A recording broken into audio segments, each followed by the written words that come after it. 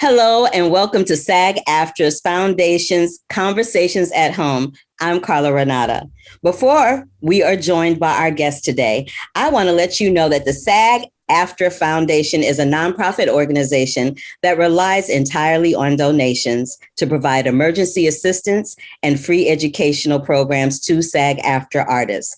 This conversation is made possible thanks to the generosity of our supporters. Over the past year, the foundation has given over $6.5 million in COVID relief to more than 7,000 performers. If you are a SAG-AFTRA artist and need help, please ask. And if you can help, please give. Information can be found in the description of this video.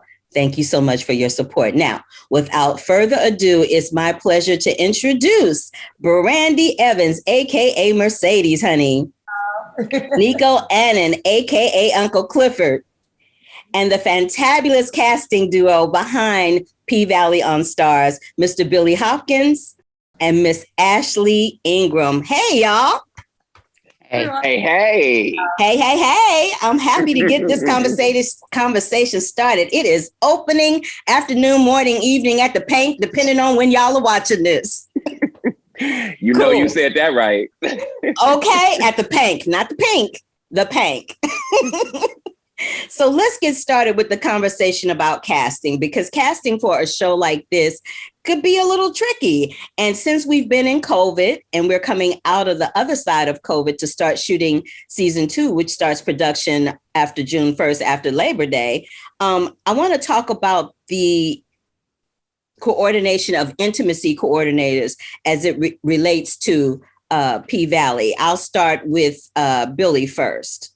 Our contribution comes before they start their job. We have to make sure in terms of auditions, which does sort of make it a unique audition process, that the actors are willing to do nudity, like full nudity, and also that they can move and have some kind of rhythm, and which you can't have actors coming naked to an audition, but we ask them to wear leotards or tight clothes, and so we can see their body move.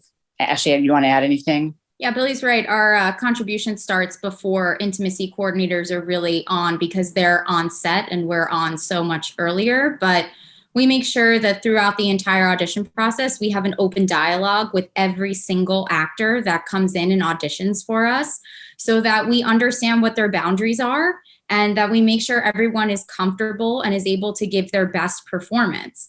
And, some actors who are not comfortable, we find out those boundaries, and that's totally fine. It's all about being honest and being comfortable and being upfront with the actors right from the beginning. Mm-hmm. Have you had people that want so badly to audition for the show that they have kind of fudged what their boundaries are, and then you find out in the process that they're not as comfortable as they had let on previously? Yes, and I think some people don't actually know until they really get into the audition process, and down the line, their level of how comfortable they are being naked. Because you can ask Brandee, who's great at it. It's another thing added on to the acting skill on top. So it's you're dealing with a lot of stuff. And even if it's a closed set, there's still enough people around that you can feel uncomfortable. And it's not just about the nudity, it's also about the intimacy. And like for actors like Nicco that have storylines that require huge storylines of intimacy, it's in tandem. So it's being comfortable with the nudity requirements and the intimacy requirements. And some actors, it requires a lot of conversations to find out. I was just going to say, Katori has done a great job at keeping it really real. And in terms of what you see. So, that's what I love about the show, that it is so real. That's what I love about the show too. I am the cheerleader for P-Valley, as everybody on this screen knows. I am that girl with my pink pen. I'm just saying. But I wanted to ask that question right off the bat, because we are dealing with an audience of actors, and I these conversations come up in rooms that I'm in groups and things online. So I wanted to bring this up and address it right off the bat so that they know, look, this is what the deal is with P-Valley on Stars. So, don't be coming up in there acting fudging stuff. Be upfront about your stuff.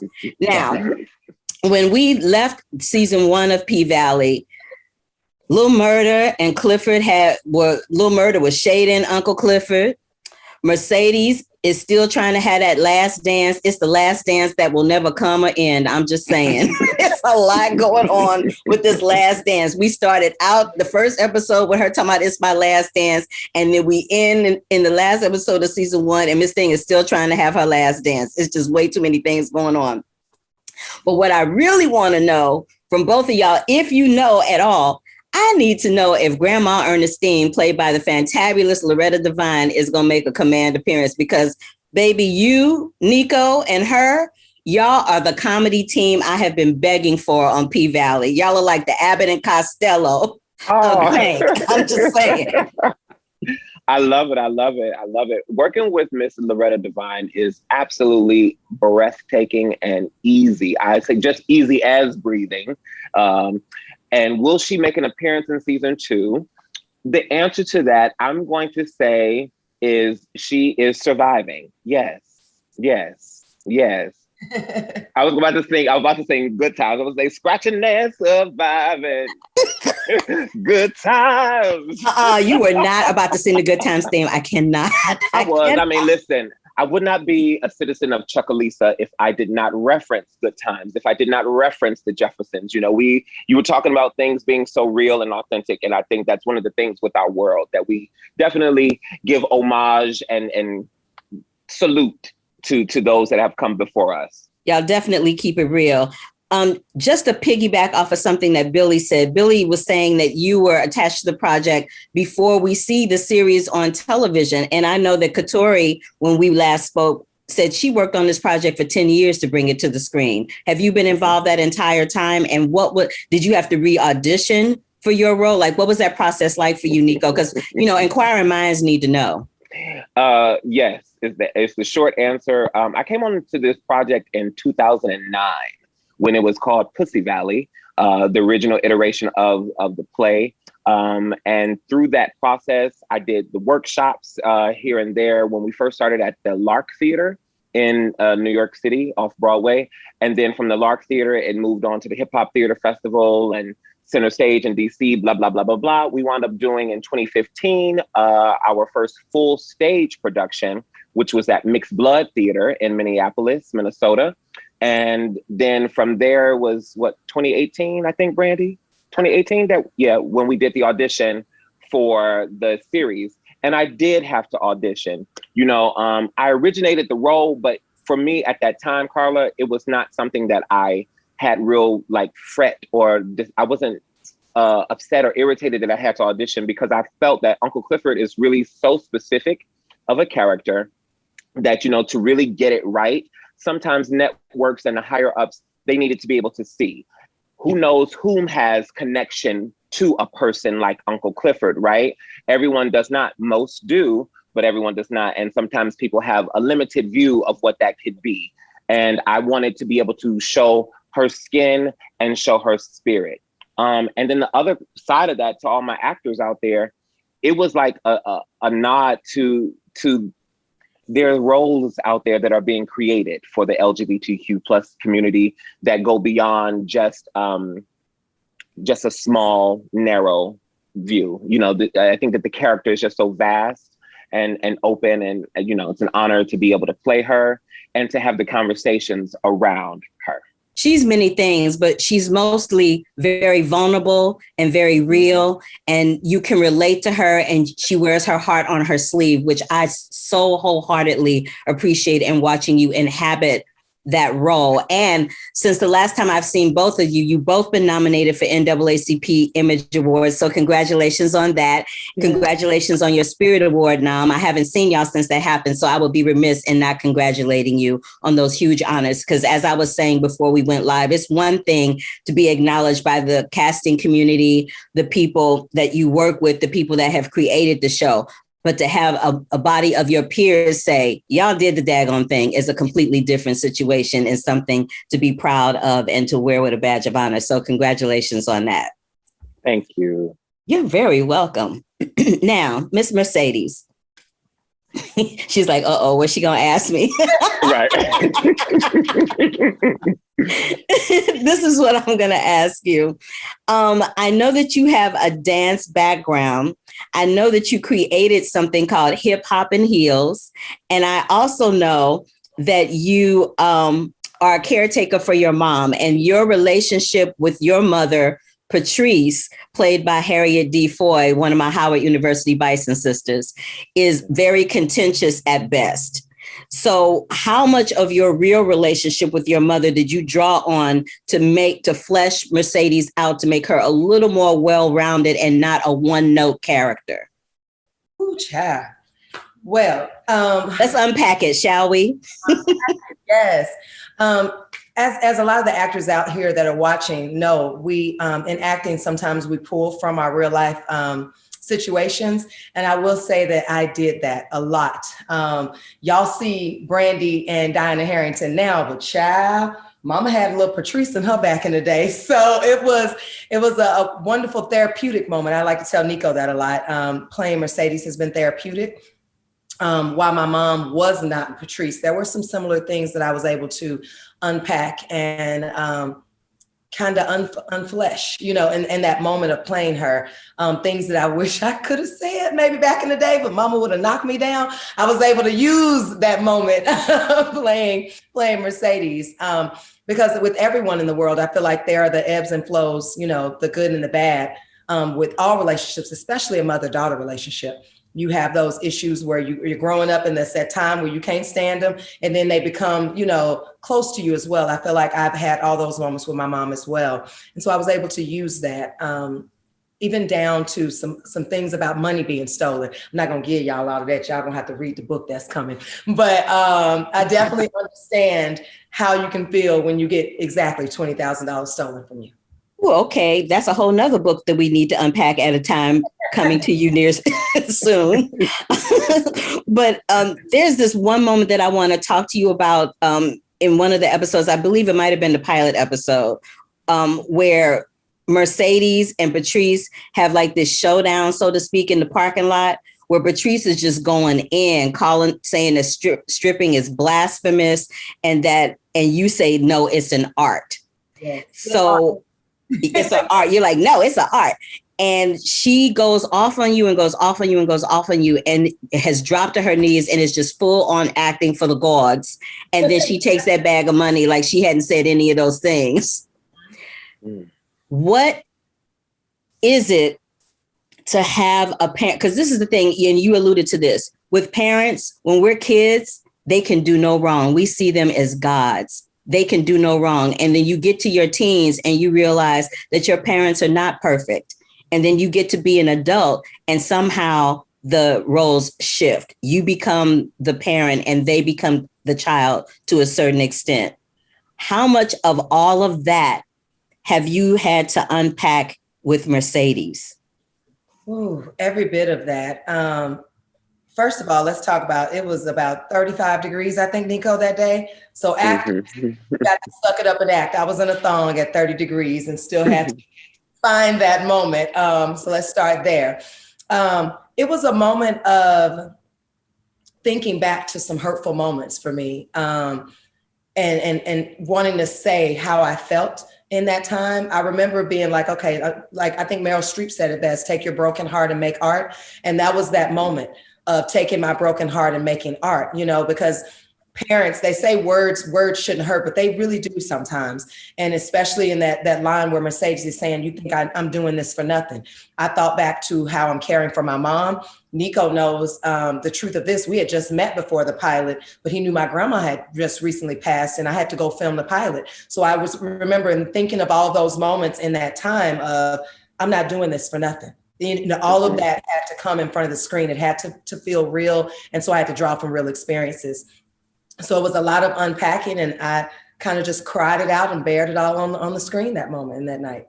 And we saw it, and it was beautiful. It was really beautiful what you did. You're so gifted. You're so talented. I could go on and on about you. But I'm going to flip it back to the casting community for a second, because I know that you guys weren't actively involved in specifically casting Brandee and Nicco, but you are actively involved in casting the guest stars of the series, the co-stars of the series.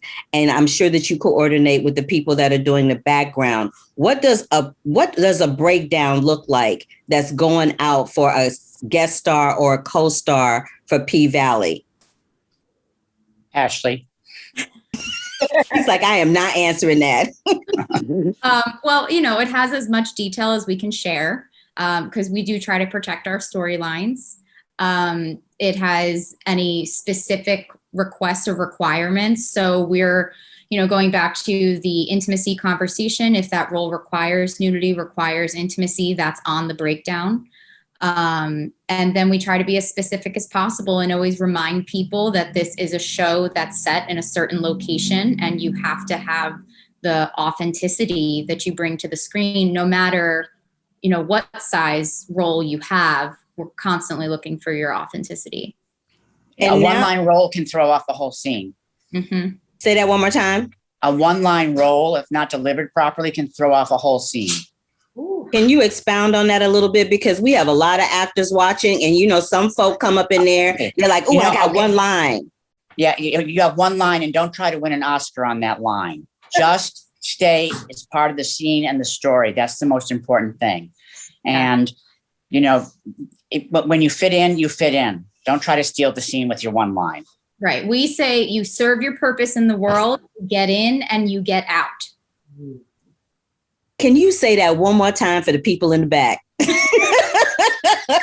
say it one more time for the people in the back. Of course. You serve your purpose in the world. You get in, you get out.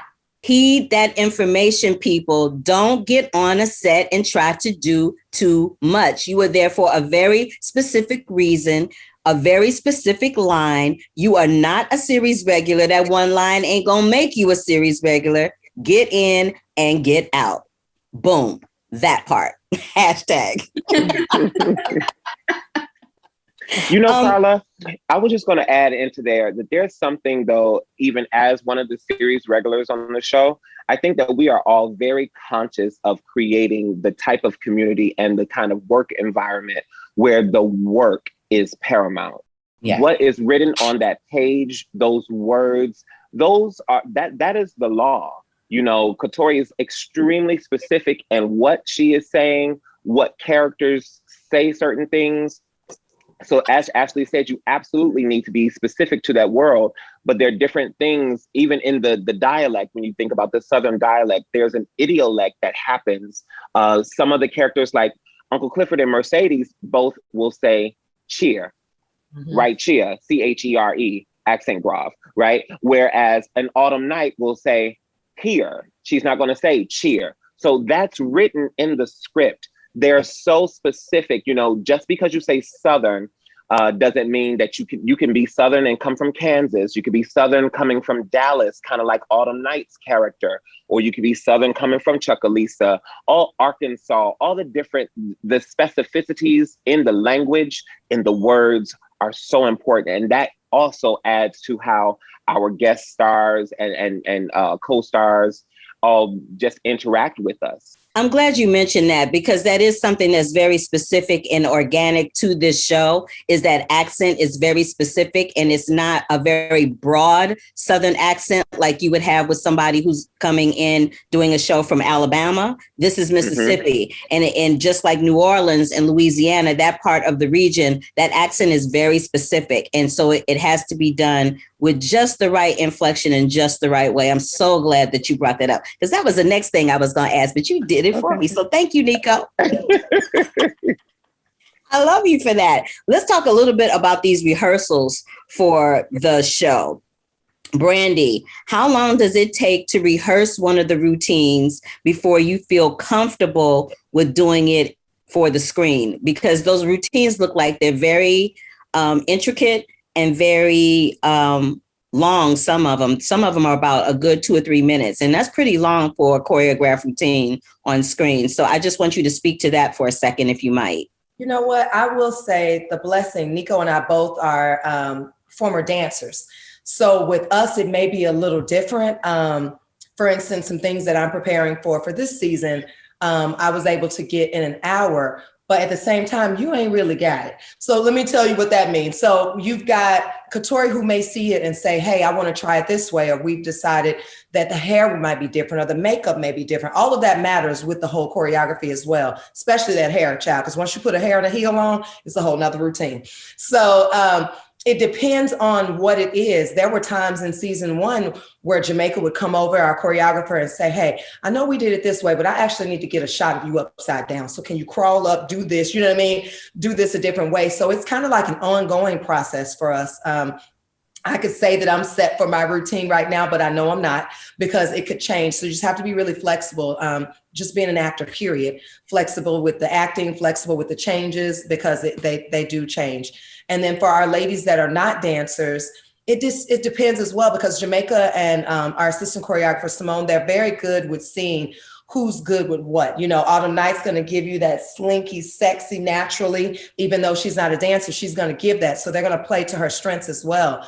Shannon, oh my gosh, Shannon has grown so much since last season. I don't know if y'all have seen some of her work online, but you know, she's got that flexibility working for her this season, which is Miss Mississippi's character. So it just depends on each character and what they need. They kind of really tailor to us. Now, every actor, when they're on set, there's stuff that happens. It's not supposed to happen. It's a mistake. Stuff happens. It doesn't go perfectly all the time, every day, every second, every moment. Have y'all, both Nicco and Ashley? Yeah, Ashley, you was in the show too, girl. I saw you in that one scene. Yes, I wish I could dance like I wish. Brandee and Nicco, have y'all had some scenes where you look back and you're like, oh my goodness, I can't believe that just happened, and it made you laugh out loud and y'all had to do another take? Like, did Uncle Clifford turn her head and that wig just turned the wrong way one time and just cover her whole face? I'll let Nicco start first. That hair stayed glued. Arlene Martin, that hair stayed laid, baby, laid. But I will say it was episode 3. Episode 3, it was the Trinity dance. It was the Trinity dance.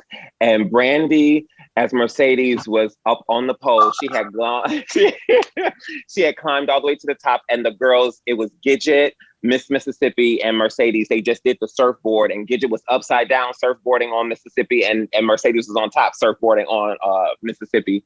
And then they all had their individual solos, and we were rolling, and I was doing Uncle Clifford's monologue and emceeing, and I knew the choreography because I will go to the choreography rehearsals and I'm in there with them half the time.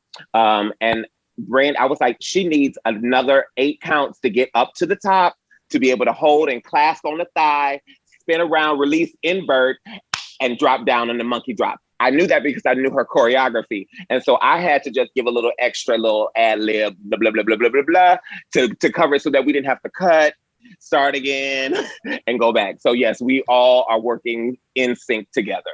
I will never forget. Thank you, Nicco. Y'all, I remember looking at him with the look of fear, like, Jesus, please keep saying your line, because I ain't ready to drop this sleep yet. And I was looking, and I got to the top, and I'm looking at Nicco, and I'm like, and he was like, because he's like, I got you. He just kept saying, kept clacking till I got comfortable, and then we kept going with the scene. But the audience probably thought that was for show, child. I wasn't ready to fall in that split yet. I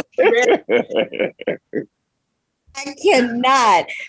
Billy and Ashley, did y'all have y'all had moments in the course of an audition where you were like, ooh, okay, I don't know about this person right here?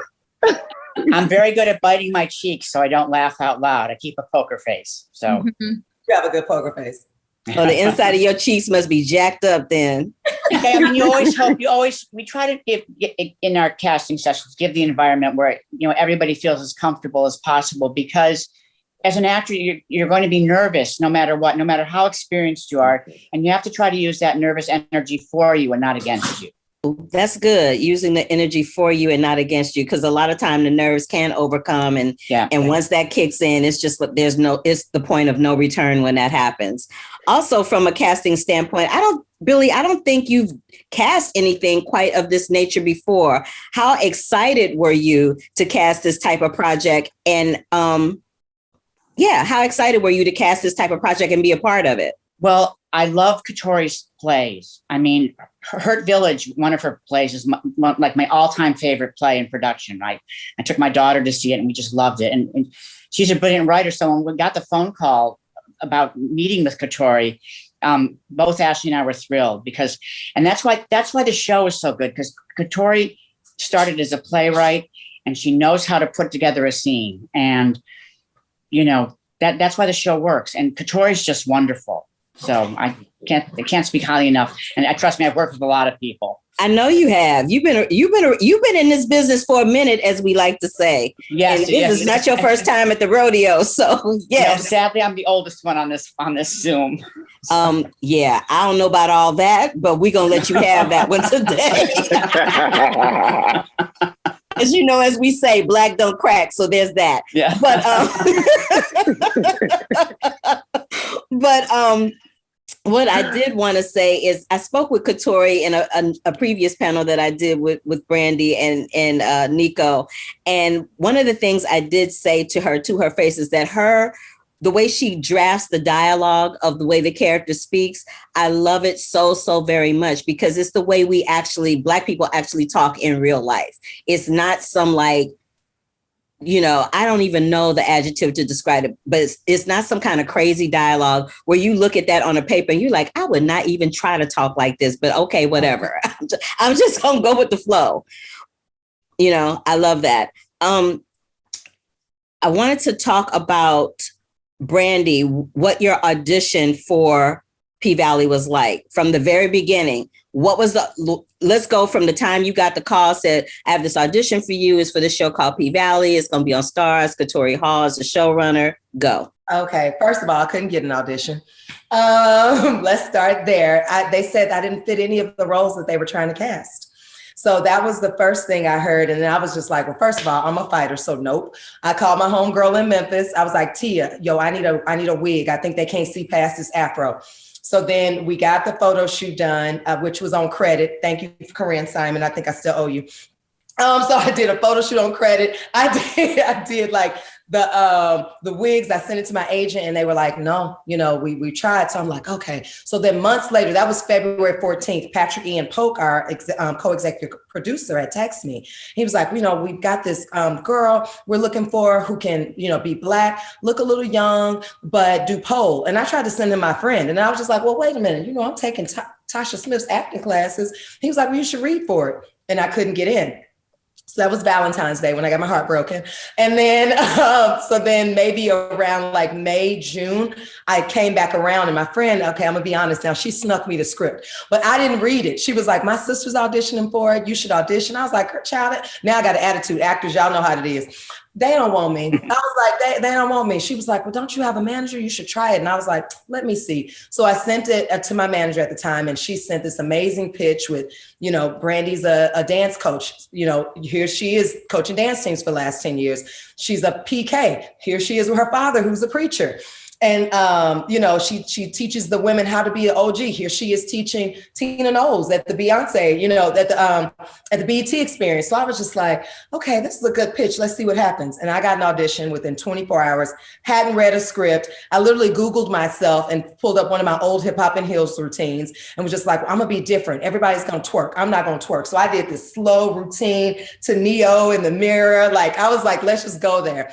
They didn't even have, I only had the camera operator in there, no reader, because I think they were like, Travis, we're going to move on. Billy, y'all know what that is when y'all know y'all about to move on. Yeah. And mind you, she wasn't auditioning for me at this point, so. No, not for us. Yeah. And so, but when I finished my audition, they were like, wait, where are you from? And I got the call back. And when I went to Burke Williams, my mentor at the time, Robbie Reed, was like, you need to get comfortable with your body. Because I was the girl that was in front of the camera going, are you okay with sexual situations and nudity? Absolutely, it's art. I was dying inside, y'all. I was like, oh my God. And so I remember calling my father after and him being like, well, from the storyline, it sounds like it's about more than that. And I'm like, really, Daddy, you okay with this?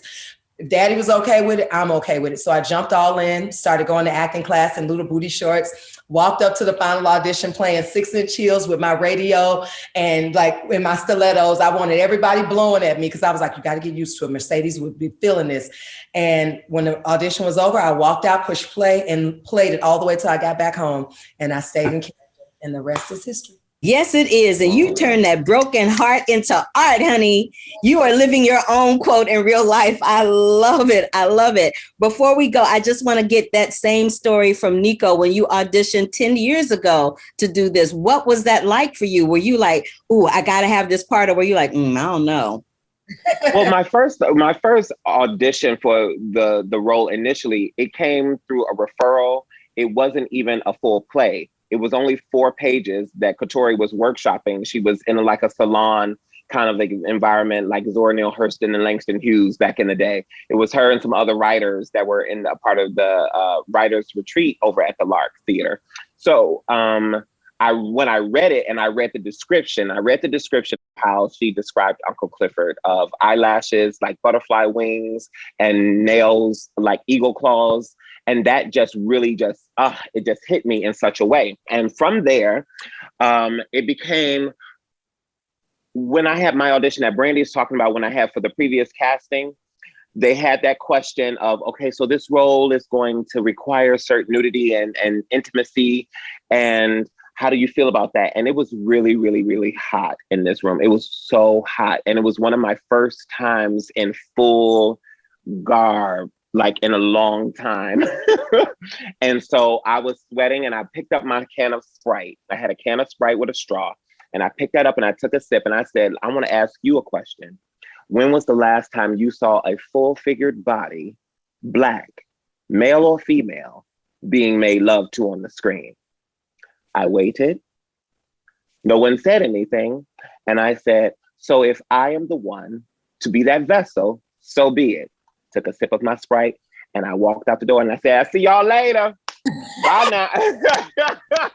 And so that's how that went. That's the short version. I love both of these stories. They're so inspirational and it shows that you guys both had that fire in your belly to just go for it. Like there was no second guessing. You were like, I'm going to go full throttle. I'm going to do this. And if it turns out, it turns out. And if it don't, it don't. And that is the most important lesson that we can leave the actors with today for this conversations. I promise you, because a lot of times they second guess themselves. They get all flipped out and worked up and everything. There is something that Grandma Ernestine says: when the pink has been auctioned, y'all get it back because, Haley has come back with her $200K and bought it back for y'all. And the pink is about to open again. She says, tomorrow is today.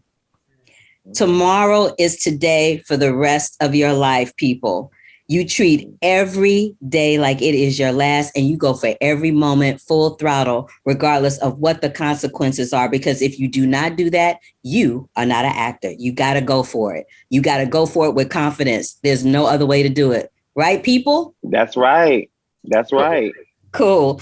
Well, I want to thank Miss Brandee Evans, Miss Ashley Ingram, Mr. Billy Hopkins, and my boy, Nicco Annan, for joining us for this Conversations at Home for the SAG Foundation. On behalf of the SAG-AFTRA Foundation, I want to thank you for sharing your experience and your process and the craft with your fellow performers. I'm Carla Renata, and we'll see you next time.